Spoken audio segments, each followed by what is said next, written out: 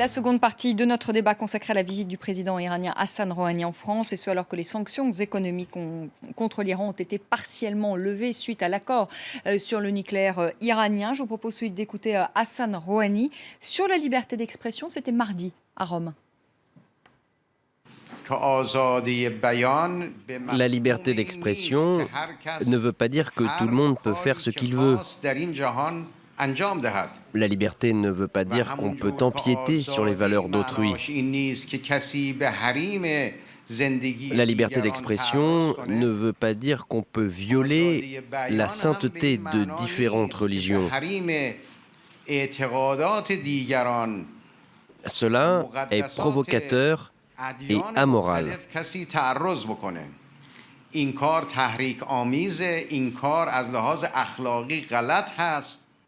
Ferdoun Kavan, est-ce qu'on va parler droits de l'homme ou franchement c'est vraiment pas le moment là? D'abord il faut signer vite. Non, il faut parler des droits de l'homme, effectivement. Mais est-ce que vous pensez que les autorités françaises vont le faire? Ah, ça c'est autre chose. Je ne peux pas vous le dire, mais il faut, moi tout ce que je peux dire, il faut en parler.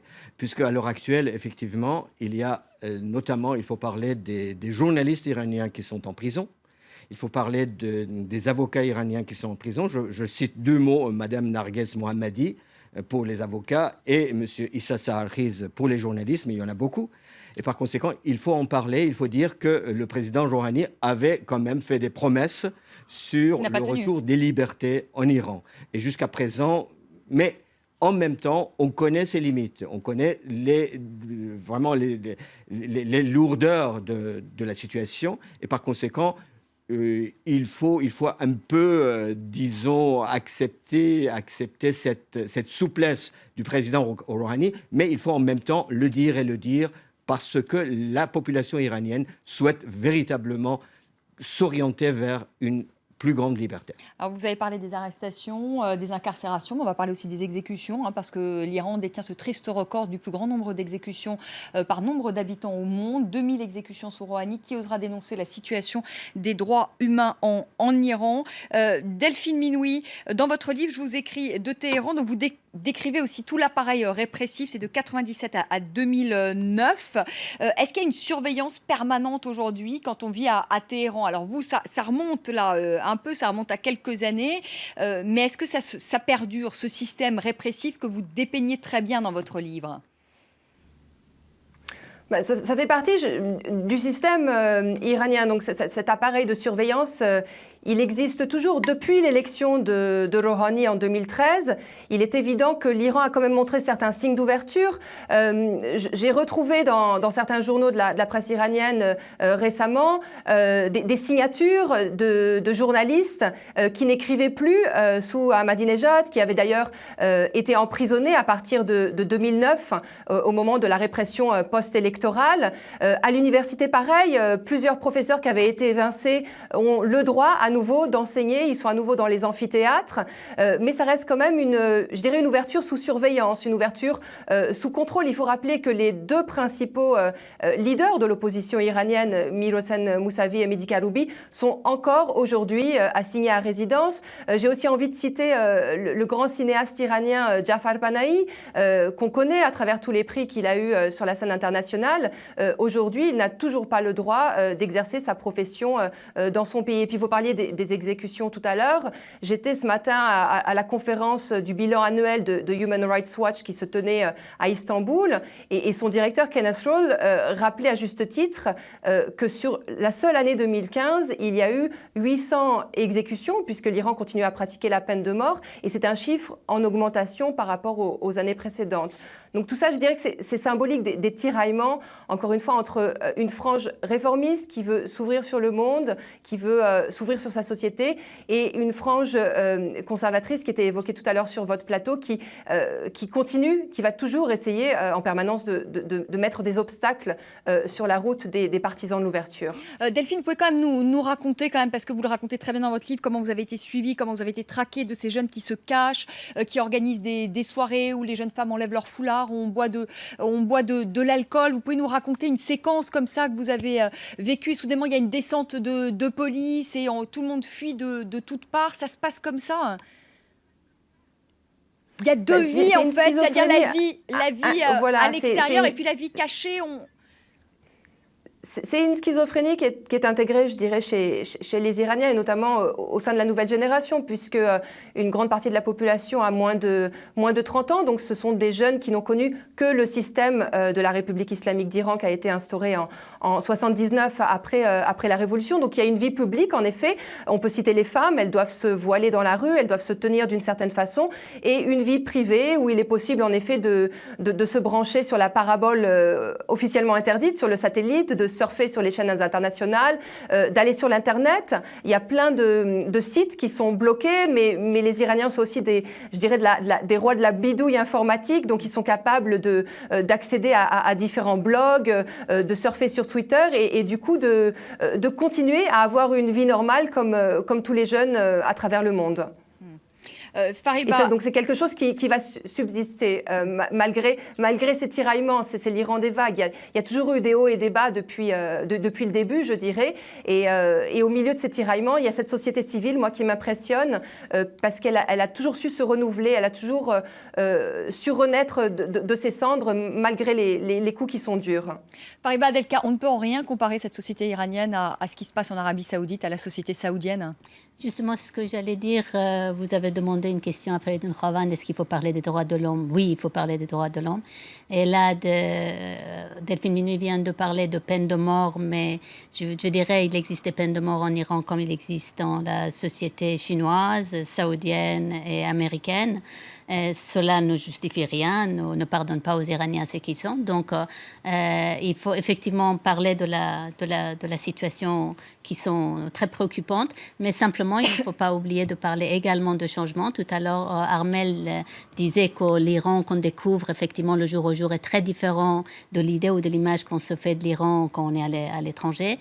Donc, il faudrait prendre en considération les conséquences de ce qu'ils font les Iraniens. Depuis minuit, on a attiré notre attention là-dessus. Donc, mais c'est la pression de la société iranienne a fait qu'au finalement, aujourd'hui, on a sur bien de plans, il y a effectivement un véritable... Il y a une société civile en Iran qui a l'Arabie Saoudite, entre autres, ça fait partie des nombreuses différences. Oui, une société civile et puis donc un débat qui impose un débat au système judiciaire.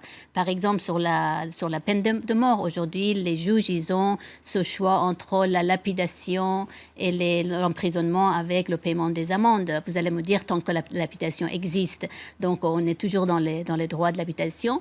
Mais ce qu'il faut dire qu'en Iran, finalement, il y a un droit d'État, il n'y a pas seulement un droit, je dirais, de faire c'est pas un État théologique, c'est pas un État théocratique d'une certaine façon.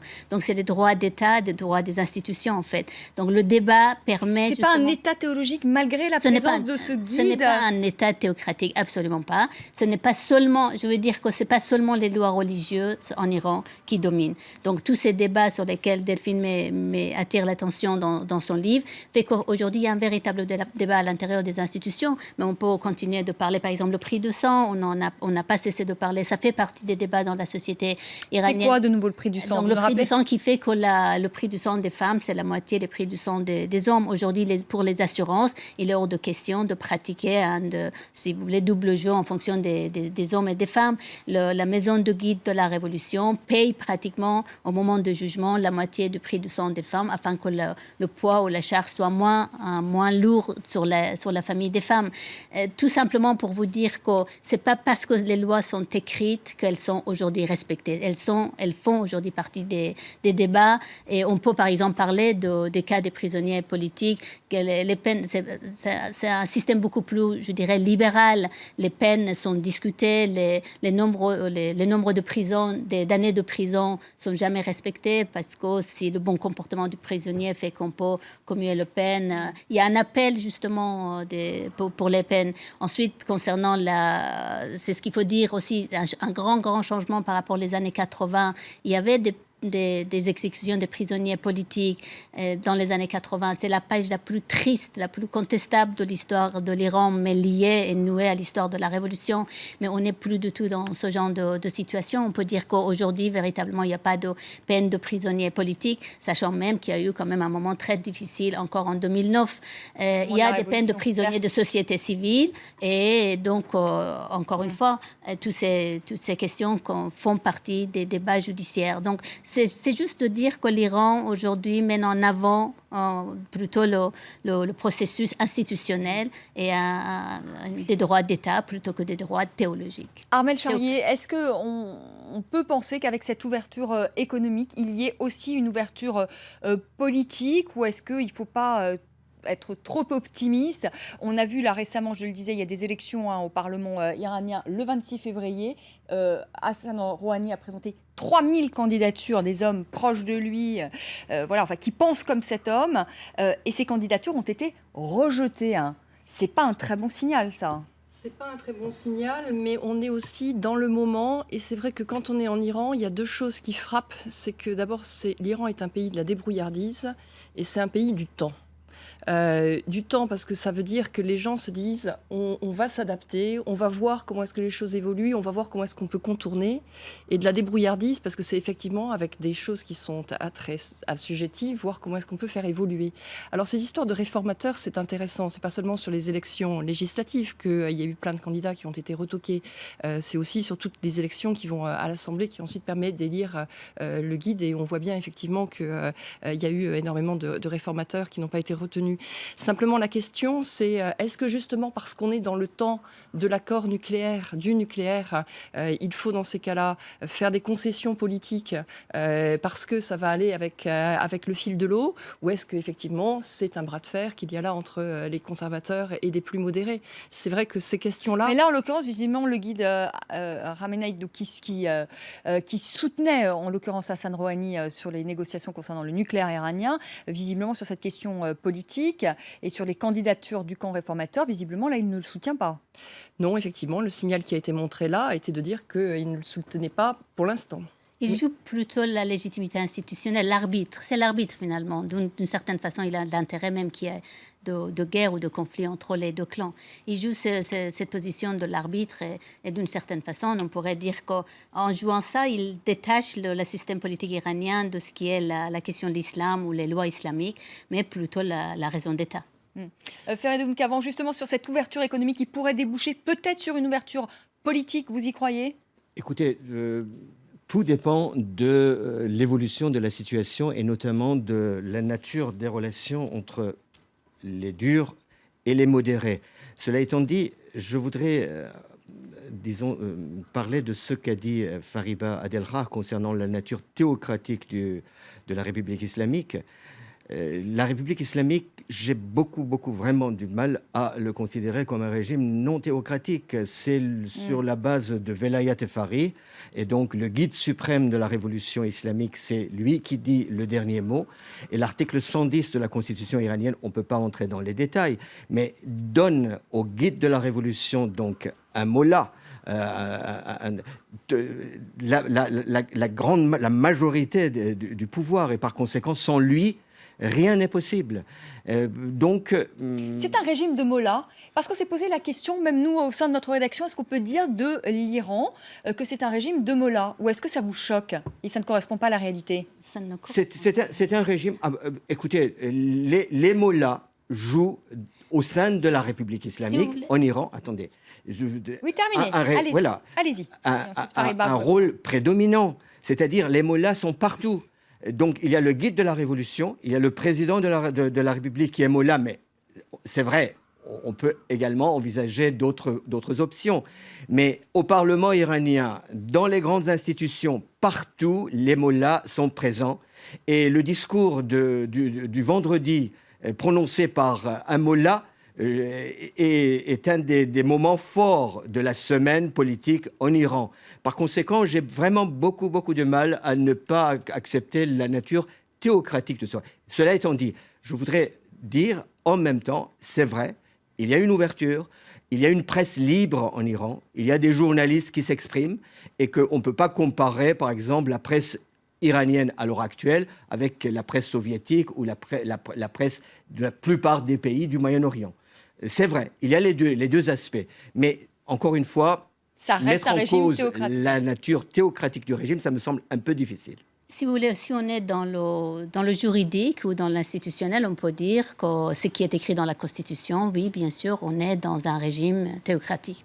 Mais seulement dans les faits, L'Iran d'aujourd'hui n'a rien à voir avec l'Iran des années 90, et l'Iran des années 90 n'a rien à voir avec l'Iran des années 80. Le dernier mot. Oui et non, pourquoi alors M. Rouhani est aujourd'hui à Paris sans l'aval de M. Rouhani, sans l'aval du guide de la révolution aurait été impensable. Encore une fois, je reviens sur ce qui a été dit au début par Armel. On ne peut pas stigmatiser le régime iranien. M. Rouhani, vous savez très bien que je suis tout à fait d'accord sur le fond avec vous, mais en disant cela, on dénigre absolument tout ce qui a été fait, toutes ces réalisations, tous ces avancements, à petits pas sans doute, mais de façon continue. Avec vous. Allez, on va poser la question à Delphine Minoui. Elle connaît très bien l'Iran, Delphine aussi. Delphine, est-ce que c'est un régime théocratique aujourd'hui encore? Est-ce qu'on peut dire que c'est un régime de mollahs? Moi, j'ai du mal avec cette formule régime des mollahs, parce que finalement, il y a des mollahs ultra-conservateurs, mais il y a également des mollahs réformistes incroyables avec qui j'ai eu l'occasion de discuter dans la ville sainte de Qom. Des gens très, très ouverts au débat qui même lancent des discussions sur... Dans quel contexte, circonstances, même médicales, pourrait-on boire de l'alcool? Peut-on tolérer l'absence du foulard pour les femmes? Enfin, il y a un débat incroyable au sein de ce système des mollahs. En retour, bien évidemment, en revanche, ça reste, oui, selon la Constitution, c'est un régime théocratique, parfois, diront certains, à tendance autoritaire. Mais ce qui me frappe, pour revenir à ce que tout le monde disait tout à l'heure, c'est que quand bien même ce système est là, il semble figé, ce système théocratique. Pour avoir vécu dans beaucoup de pays de cette région, j'ai toujours été frappée par la société iranienne, qui est finalement la société, je dirais, la plus laïque, si on la compare à la société irakienne, à la société saoudienne, n'en parlons pas. Les femmes en Arabie Saoudite ne peuvent même pas conduire. Je viens de vivre pendant quelques années en Égypte, et j'ai également été frappée par ce contraste entre la femme égyptienne, beaucoup plus introvertie, beaucoup plus soumise, moins éduquée, par rapport à la femme iranienne qui est partout dans la société iranienne. Il y a des femmes au Parlement, il y a des femmes qui dirigent des banques, des agences de voyage, il y a des femmes qui sont ingénieurs nucléaires, et puis toute cette société civile qui survit malgré les retours de vis de temps en temps de la politique à travers les ONG, à travers les réseaux sociaux. Il y a une mouvance qui me frappe toujours, c'est cette mouvance des femmes aussi qui se battent régulièrement pour pouvoir assister à des matchs de football ou à des matchs de volleyball, alors qu'officiellement la femme n'a pas le droit d'entrer dans l'enceinte des stades. Donc tout ça me laisse quand même optimiste sur la situation iranienne, et même si les conservateurs l'emportent aux prochaines élections à la fin du mois de février, ça ne remettra pas, d'après moi, en question ce mouvement de la société civile iranienne.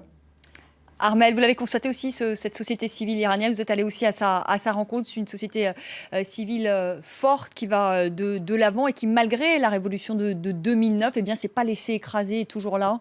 Ah non, c'est justement cette extraordinaire vivacité qui est fascinante en Iran, en Perse, hein, si on reprend aussi sur l'échelle du temps.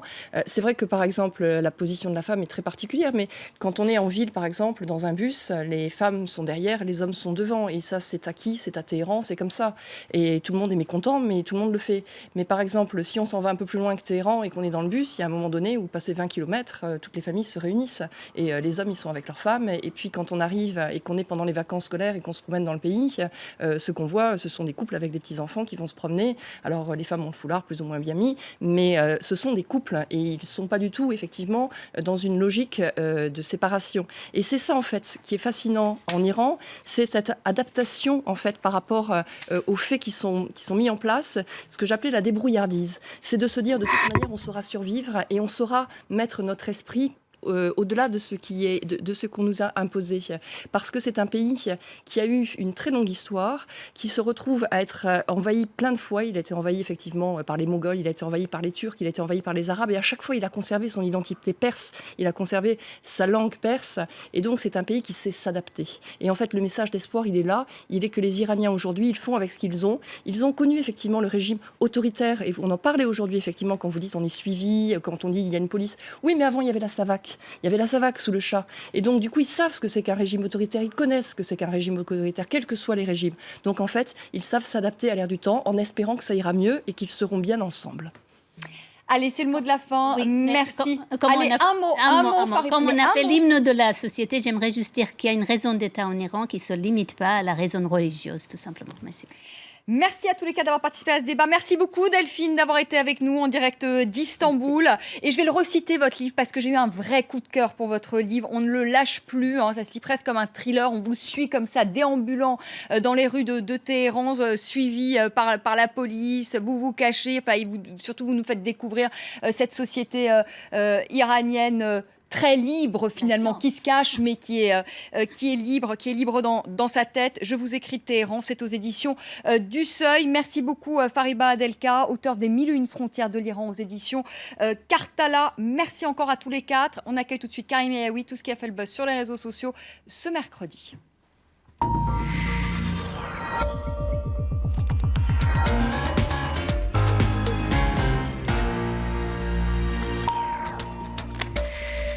Bonsoir Karim. À la une des médias, la visite de Hassan Rouhani en France, entre business et droits de l'homme. Alors c'est vrai que c'est les deux thématiques qui étaient largement abordées par les médias aujourd'hui. Le site du Monde avec une plutôt positive, l'Iran d'Hassan Rouhani, nous expliquons, est une chance pour la France parce que ça va peut-être permettre d'ouvrir une nouvelle ère pour les relations politiques et économiques. Et si les relations s'améliorent et deviennent plus profondes entre les deux pays, ça pourrait avoir des conséquences positives et au Moyen-Orient et en Europe. Alors ce n'est pas forcément gagné, nous expliquons dans cet article, parce que c'est vrai que les relations entre les deux pays ont connu des hauts et des bas, surtout depuis 1979, parce qu'avant 1979, la France avait une place plutôt une bonne place dans le cœur des Iraniens, en tout cas ceux qui étaient favorables à Khomeini, puisqu'elle l'avait accueilli pendant son exil. Par la suite, c'est devenu un petit peu plus compliqué. On a traité la France de petit Satan pour ses relations avec Israël et avec les États-Unis. En tout cas, c'est une occasion. En tout cas, c'est l'idée développée dans cet article. Le business, évidemment, on en parle ici sur le site du Huffington Post, qui nous explique que la France, si elle est bien placée, est bien moins placée que l'Italie, parce que l'Italie... Ou l'Allemagne, d'ailleurs, aussi. Ou l'Allemagne, mais apparemment, d'après... Et en tout cas, l'Italie, puisque Rouhani d'ailleurs est passé en Italie avant de passer en France, et c'est évidemment un signe, l'Italie qui a continué à avoir des liens, des contacts, même dans les moments où l'Iran était un peu au banc de la communauté internationale. Les relations ont toujours été... on a toujours gardé des relations étroites. Donc évidemment, c'est ce pays-là qui est sans doute en pole position.